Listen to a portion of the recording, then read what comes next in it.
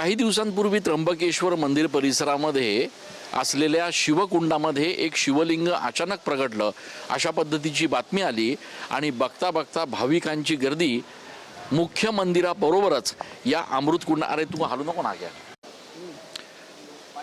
त्र्यंबकेश्वर मंदिर परिसरामध्ये असलेल्या अमृतकुंडात अचानक शिवलिंग प्रकटलं अशा पद्धतीची बातमी व्हायरल झाली आणि त्याच्यानंतर भाविकांनी मुख्य मंदिरासोबतच या अमृतकुंडात परिसरात असलेल्या या शिवलिंगाच्या दर्शनासाठी सुद्धा अचानक गर्दी करायला सुरुवात केली।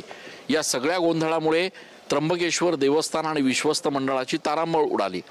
या सगळ्याचा ज्यावेळेला शोध घेण्यात आला, पुरातत्व विभाग आणि त्र्यंबकेश्वर देवस्थानचे विश्वस्त यांनी ज्यावेळेला याचा सखोल अभ्यास केला, याची तपासणी केली, त्यावेळेला असं लक्षात आलं की हे शिवलिंग काही अचानक प्रगटलेलं नाहीये।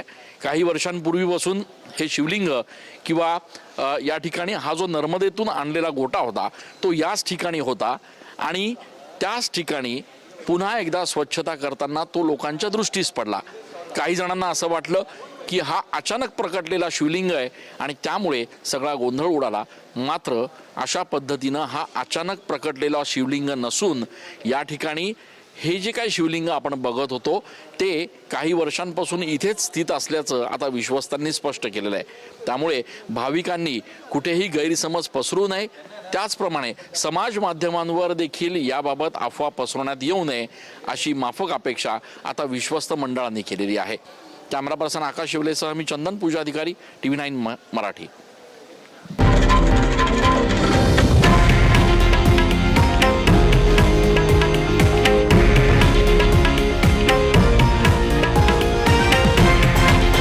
हे आहे देशातील नंबर 1 न्यूज नेटवर्क आणि आपण पाहत आहात TV9 मराठी, एकमेव।